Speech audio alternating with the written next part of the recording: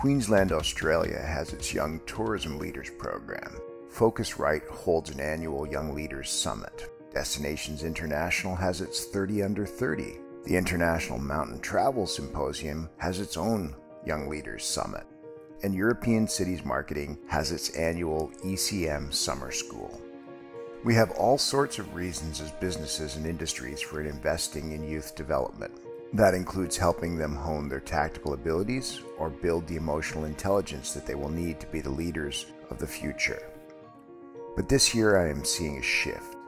It's the ideas, the freshness, the bold and unrestrained insights and reminders that young leaders are bringing to the table that are having the biggest impact. Greta Thunberg's speech in late September, blah blah blah, grow back better, blah blah blah, green is an iconic example of the unfettered clarity that comes with youth. Clarity not bound by convention or dumbed down by resistance or systems. There is so much to be learned from listening to our 20 or 30-year-old better versions of ourselves. When Patrick Delaney was in his 20s, he had just finished his hospitality degree. He worked for the Irish Tourism Board, he worked in the US in the 5-star sector, and then returned to Ireland to run the highly successful Adare Festival. He's been recognized by Conference and Incentive Travel UK on their Power 50 list, and he is the managing partner of the Sewell Nua Strategy and Marketing Agency.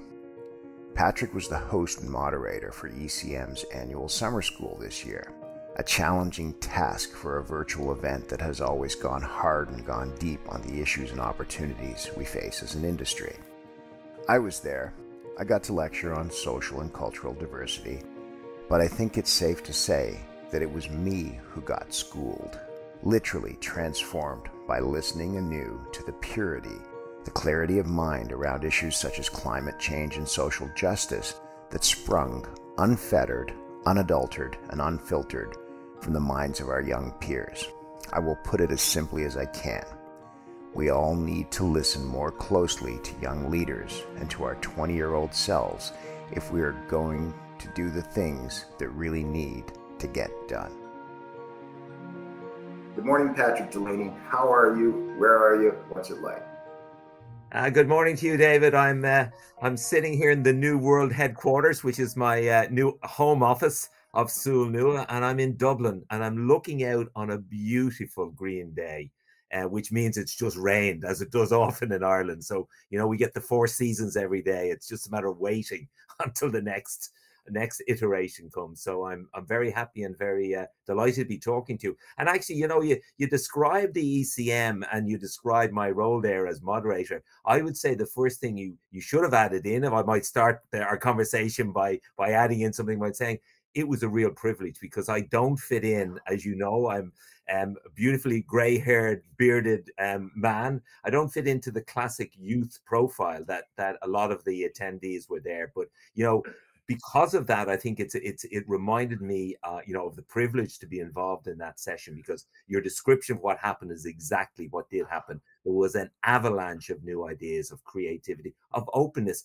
of honesty and authenticity, and they're really I really appreciate that, because I had some feedback, and it actually came right out of the ECM conference, which is, you know, great. We're looking at the future. We're talking about the power of youth, and there's a lot of gray-haired people. And you know what? I said, you know what? I get that. I totally get it. I make you a deal. This is what I wrote back. The person wrote to me.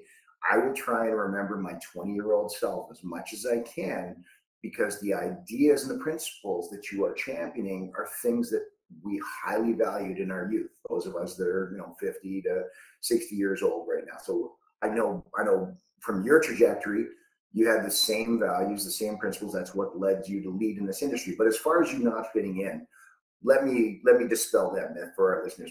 Delaney is one of the most delightful moderators you will ever meet.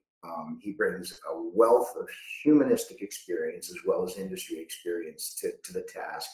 He is a humanist. He has a deep and abiding love for tourism, and a deep and abiding love for all the things that tourism can do well for communities and people, and it's done well. So don't sell yourself short there, Patrick Delaney, please.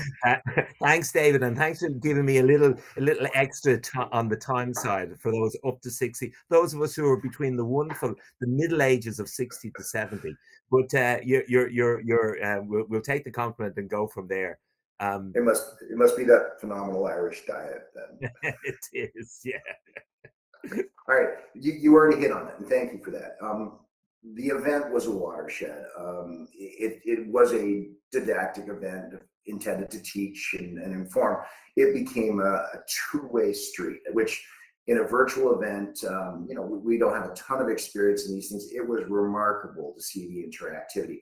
That trajectory fueled me for the next month and a half. I mean, every conference I've been to, the ECM annual conference, the TMI session that was just last week, the upcoming advocacy summit, the youth focus is critical and essential. I originally set this up with you to talk about, what was the sort of zeitgeist of ECM Summer School, but I think we both said the zeitgeist was this interactive nature of this discussion on these youth ideas. But from, we started out day one, data, looking at the adjustments during pandemics, how to build partners and sponsors. But even in that first day, the idea of sustainability was there like a mountain looming in the background with a shadow. And then day two, it just took over. It was all about sustainability. Guy Bigwood went hard at it on climate change, but that was just another version of sustainability. What did you see? Well, what I saw, and again, I just use those words, I saw real challenges being enunciated very clearly and very starkly.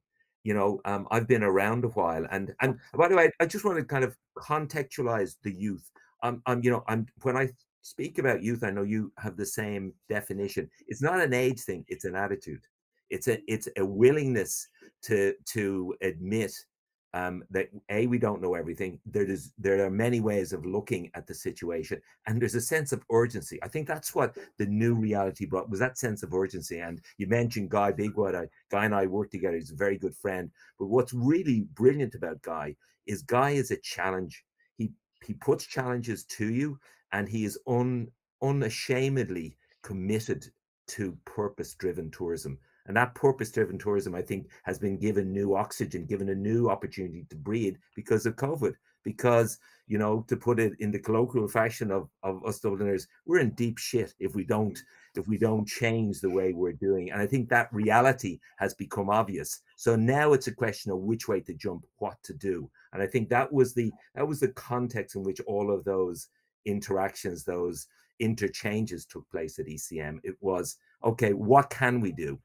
And again, I would say, as you've rightly identified, what came out as the underlying or underpinning platform for which all of the Build Back Better initiatives was that sense that we have a responsibility to our local communities.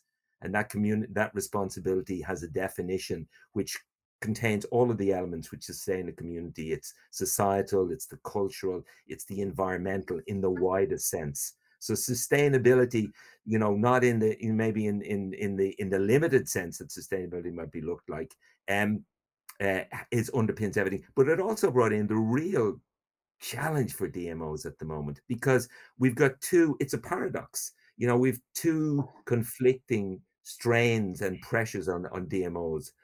We've got those who, let's get it back to normal. We're in, we lost a lot of money, employment, etc. And then the other side is we're looking to build back in a way which is really starting from the inside of the destination, which takes into account the needs and desires of the local community, as well as those who visit us from outside of our community. So that balance is not an easy one.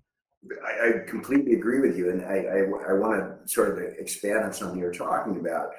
When we go into these conferences with our gray bearded sort of hopefully wisdom, we're often highly aware of the role and function of existing organizations and how difficult it is to make a shift in the role and function. We've talked at length in the pandemic about a shift from marketing to even pre-pandemic, a shift from marketing to management, to being more involved, to serving citizens and travelers alike. but we look at the role and functions that we've defined inside an organization, and there's really no capacity to do that. And then often when I talk to young people, I say, just go and look at the chart of accounts in your organization. Yeah. The chart of accounts that would buy the kind of things you're talking about aren't even on the chart of accounts. It makes it really hard to buy them. I think what we heard at this conference, though, from the youth was, it's time for an even bigger disruptive change. The things we need to do are not now comfortable extensions of roles and functions we had. And then as a tourism sustainability designer, consultant, we might encourage people pre-pandemic, well, look, your role and functions are this. How about a little bit shift to the right, start including destination development? How about some monies for, sustainable activities? We're realizing the pandemic, that's not enough. We're going to have to really add new roles and functions to what we do as destination organizations. And the interesting thing was the people in that conference, and again, like you said, young is a mindset. They weren't there to talk about parametric adjustments to what we do. They were there to talk about a groundswell. And I'm really proud of Guy Bigwood, your friend, on this front. Sustainability is a movement. It's not a thing. It has to be a movement, doesn't it? Yeah, absolutely. And I think, again, what's helping to drive things forward is that whole emphasis now and focus on impact and legacy, and the intentionality behind everything we do. And that's what young people are good about, with that right attitude. They're leaning into the future. They're listening for those whispers of potentiality. And they're saying, well, okay, if you want that, then let's design for that. And let's measure, let's hold ourselves accountable. And, accountability would not necessarily always have been one of the main characteristics of any DMO or any individuals. But in the world where if you don't change and you're not held accountable for making that change a reality, then we're not having a second chance. And that's the big change. I think that, again, coming back to that point of urgency. So intentional design, I think, is a big reality. So day one of ECM Summer School, we talked a lot about things that have more traditional KPIs. How do you work with partners and sponsors? Business planning, sponsorship, and virtual events. Day two, in our second discussion, those KPIs start to shift, don't they?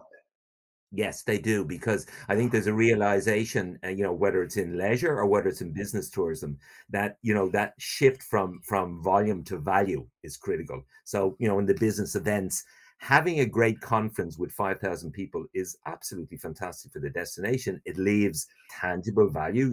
You've got you've got the 5,000 people spending in your destination, but how much more impactful if you chose that conference to be aligned with the needs or the strengths of that destination. So, if we're looking for a conference on obesity and we had a problem with obesity, what an amazing impact, other than the financial one, which is real and should not be discounted, because that's part of reality. But the impact of having those experts on an issue like obesity, which is one of which, unfortunately, in the Western world, is certainly one that giving us a lot of real problems. Having those experts there, of taking those experts, interacting with the locals in terms of the end users, the customers, the real people. So into schools, into focusing government on policy. So I think that's where the great change is coming, where there's a real practical design of saying, okay, if we need this balance between empowering our locals,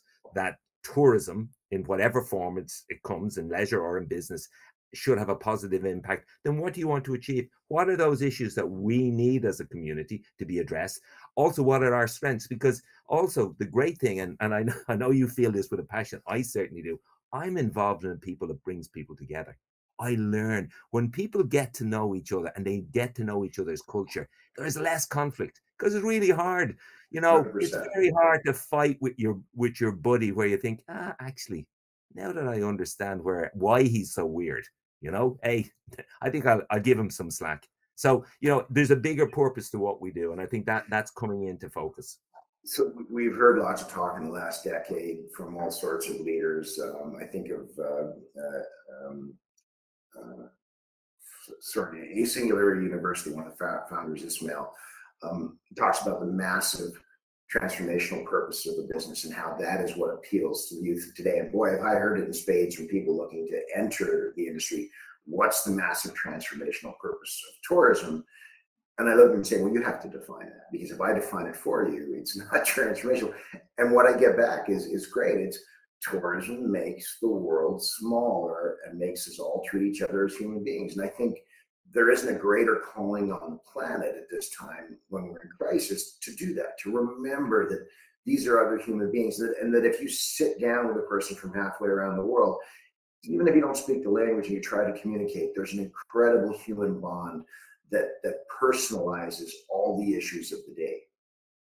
Yeah, I think we heard that in spades. You hear that in spades, and also it came, David, within the realistic context of, okay, but we need to plan this in a way that doesn't ruin the planet, doesn't ruin the local community, that stops over tourism, that stops all of the negative things that are associated. So it's that intentional design, I think, that came out and was understand, that, a good story is only a story, but if a story is driven from data and it has a purpose and a desire to get across a certain message, then it's got real value. So the BS element of where, and again, in terms of destination marketing, we were particularly good at, and I think are good at, but that destination marketing with intent, I think that's the new reality that we have to live to. Okay, so let's talk a little bit about listening to youthful ideas and thoughts. Yeah. And an idea that came up for me, and it was kind of half-baked at ECM when I put it forward, is this idea of what I'm carrying around with me now in my pocket, called my Gen Z BS meter.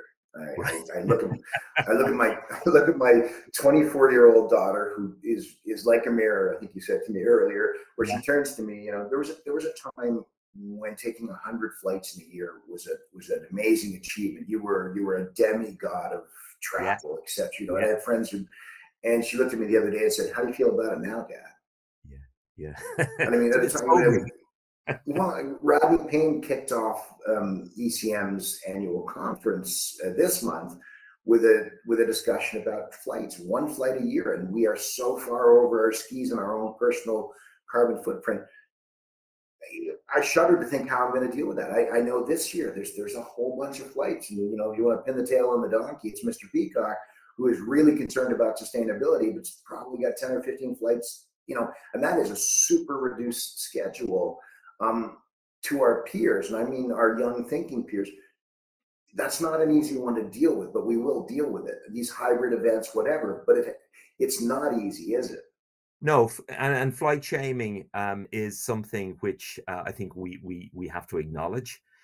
And the only way I think we can acknowledge and find a solution, if there is a solution, and I think it's probably a question of balance. And I mean, it sounds trite and easy to say, but if I jump on as I like you, I mean, if I did 100 flights a year, I'd be saying I was obviously inefficient. What was I doing sitting on my bum? I should have at least had 100 flights in the first 6 months. So, sure. I think it's like everything with tourism, and you can see it in the business world. Is the question to be asked is first, why? Why am I going? What's the impact of my going? Does the impact of me taking a flight outweigh, when I say does the positive impact outweigh the negative impact? Because there is a negative impact. Okay, let's acknowledge a negative impact. Let's say, okay, how can I offset that carbon? So, it's a genuine dialogue. It's a debate. It's not pretending it isn't a challenge.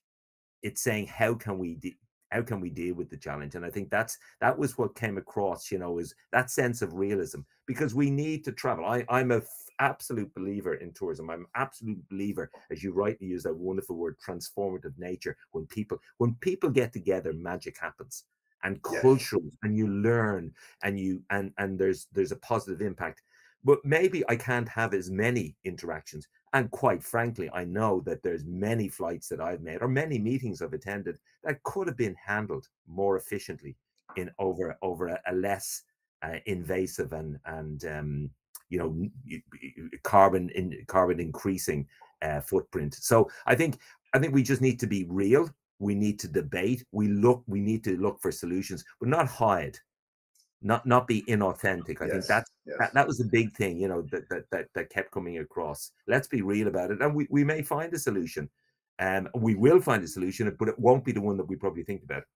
Well, that's it. And you talked about traveling with purpose, and the people who I respect, and they are young, they are old, they're from every walk of life. Always, that comes back to the idea of traveling with purpose for them. And I will give our, again, young in mind listeners, because I don't want to exclude anyone, um, a cue here.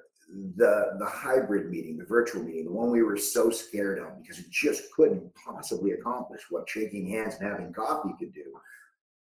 Something interesting has happened here. The virtual meeting has democratized authority. Your voice in a Zoom call is just as powerful as anybody else's. Whereas in the old world, in a room, like it or not, acknowledge it or not, there was a pecking higher order, and the guy with the long white beard and the black glasses, he usually got to speak the most. I'm watching that go away, and that's probably, I'm going to say in a kind of embarrassed way, it's probably the only one of the key reasons that I've been hearing the youthful voices, because they are just prevalent in those meetings. So here's a cue. If we keep up those meetings, the democratization of ideas might accelerate. So don't give up on the idea of using electronic media. But here's the big one. But when you're in those meetings, get on the court and play, because your ideas are infectious. Use the leveling of the meeting space to exert the power of youth. That's a great challenge, because it's, it can be easier in some respects to hide in a digital platform, because there's nothing inherently the same way as you can hide in a meeting. But your challenge to me, and I think that's a great challenge to us all, is if you want to be a player, if you want to be at the table, or whatever analogy you want to use, then you need to be engaged. And one of my great mottos is to stay foolish and stay curious. And I think that's something, they're characteristics that young people have in abundance, because they're they're less worried about looking stupid. That just happens to us naturally, despite our best efforts. But that curiosity, that ability, that willingness, as you say, to use the digital platforms for the pluses that they bring, which is the democratization, definitely, also the extension of the audience. And I think it probably reflects on what we again need to do as designers of meetings and events is, what's the purpose of the event? What's the best platform that's going to achieve that goal? And some of it will be, it'll be always remain in a digital platform, and others will require that face-to-face, that in-person interaction, that you like going to a great trade show where you can get lots and lots of interaction and get education, etc. Really hard to get that just purely over in a digital platform. So, and I'm going to add to that then a second cue or clue to help this along, and it's what I call the Delaney method. I'm calling it that now. Yeah, you better tell me that is. Copyrighted, you can have 10%. It's this. Don't be a master, be a moderator. If we can sit in meetings and we can use our, preponderance of power that we've accumulated to rule things, or we can be a moderator. And I watched you do it. That's why I asked you to be here today to talk about it. I watched you include, and we have the ability, we may be youthful in mind and not so youthful in body, but we have the ability to change what we do as well. And when we moderate and we listen to those voices, and I tell you what, you'll know you're moderating well when someone says something you disagree with, you don't cut them off. That's great moderation. It's up to us as leaders to do that too. If you want these youth voices, it can't be tokenism. You don't invite 50, 30-year-olds to a meeting and give them 5 minutes on stage. That's tokenism. So use the Delaney method, moderate, don't always master. I'll give, that sounds much better than, I'll give you a 75% for that, because that's much better than anything I'd ever come up with. But David, it brings another topic that came out, and I know you brought your wisdom and your knowledge to that whole area of inclusion and diversity, and ensuring that we have that broad view, and especially views which come from outside of our own experience. And I think I had said to you, that in one of the great things about, and I spent over 11 years living in the United States, which was a real privilege. One of the great characteristics of people coming from the US and North American continent in general is you're quite upfront, you're quite out there. And, the way you handle the recent changes in your own country in terms of race and, what was discrimination, etc., I think gave us and gave the audience in Europe and in other geographies in Latin, in APAC and in Asia, a chance to look at ourselves and say, are we as diverse as we think we are? Are we as inclusive? What does that mean in tourism? And when you look at the leadership in tourism, and I know I was privileged to know and read Elliot Ferguson, who really had a big impact on me in this area. And when I looked at the kind of that profile, then we've got to ask ourselves a lot of questions. If we want this, if we want the creative answers to the challenges we have, do we have diversity? Well, are we including people that we need to? Patrick, this is a hard discussion for guys of our generation. Sometimes we clumsily stumble around and feel like we can't talk about it, and it's a heartfelt pain that we all had last summer. And I will tell you, I thank you for those kind words. My peers in America are working hard and always will to be progressive on this front. Guys like Al Hutchinson in Baltimore, who have just done amazing things through this movement. But I am also really proud of my European peers, because when I brought this up to them in groups, particularly with our peers at ECM, there was no finger pointing. There was no, oh boy, what a problem you got. There was, hey, this is a product from a history of imperialism. The imperialism of the world, in essence, has generated racism, and it's not good. We've been inauthentic about it for so incredibly long. It's frightening. And I'll give you a great, very personal, very painful example. Yesterday was National Truth and Reconciliation Day in Canada. So here's Canada, held up in the world as one of the most egalitarian societies, open, accepting, diverse, on all those fronts, socially diverse, economically diverse, very open-minded. And it comes up in this summer, 2021. It starts with 2,000 unmarked Indigenous children's graves found at a school in Cambridge. I'm going to tell you, we have an inauthentic Canadian history, and it pains me as a Canadian in a huge way. And I know that it impacts how we are perceived in the world. And this is where that whole, what I joke about, but I mean really seriously, the Gen Z BS meter comes from. My daughter looks at a place and says, okay, is there social equity? And she goes, oh, Canada, pretty good. Is there economic equity? Yeah, not bad. Is there an authentic telling of the nation's history? Failure. And all of a sudden, when one of those pillars fails, the whole thing becomes inauthentic. And I think all of us can use authenticity as a cue. I mean, we can tell about our imperialistic history, our poor treatment of Indigenous people. We can tell about, raping other countries for their natural resources for hundreds of years. Because if we don't tell about it, we're just veneering over rust, and that doesn't work. So that came to me from the youth.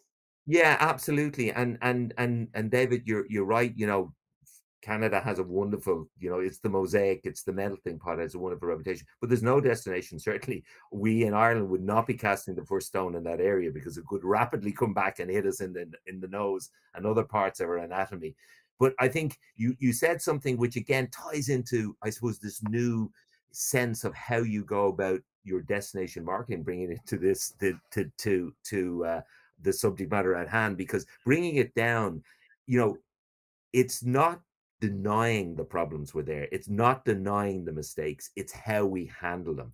So I think in terms of, those histories, those painful histories, which every destination has, certainly we do in spades. We've had our challenges in the northern part of our country, and, a lack of empathy and proper looking after of children, and in all kinds of ways. So, but it's how we take that, because it's part of who we are. And now in the world of today, in the world particularly of these new consumers, they're interested to understand to learn about the mistakes of other countries, to learn how, you know, how you handled, how we handled in our country, the painful mistakes that were made by government, by institutions, by religious organizations.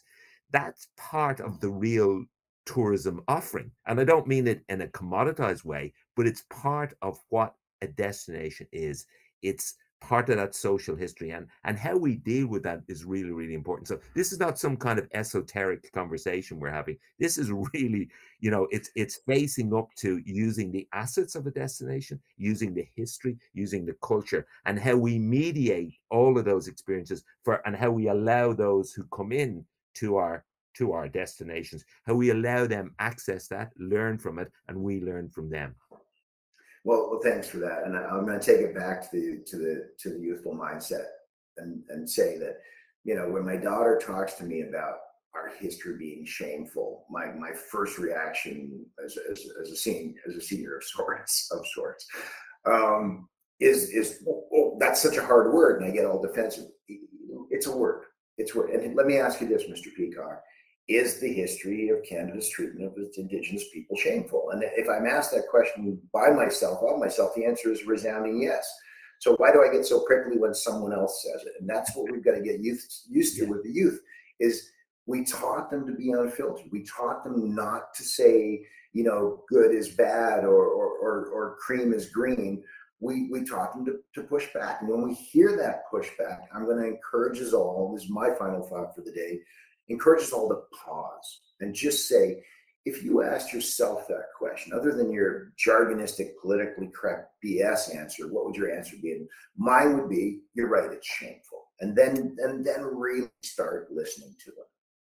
Yeah, no, so true. And it's bringing to mind another, you know, kind of fundamental points that I always keep in my mind, which, you know, there are three principles in life to make you get on with, you know, to make you be successful.